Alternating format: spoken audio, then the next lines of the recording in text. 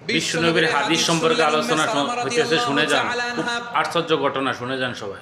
ওনার স্বামী হলো আবু সালামা। মজার ঘটনা খেয়াল করে শুনেন আমার প্রিয় কলিজার টুকরা ভাইয়েরা, কানগুলো খরগোশের কানের মতো খাড়া করে আমার দিকে তাকান। সাইয়্যিদাতুনা উম্মে সালামা রাদিয়াল্লাহু তাআলা আনহা, ওনার স্বামীর নাম আবু সালামা। শ্রেষ্ঠ দম্পতি, শ্রেষ্ঠ ফ্যামিলি।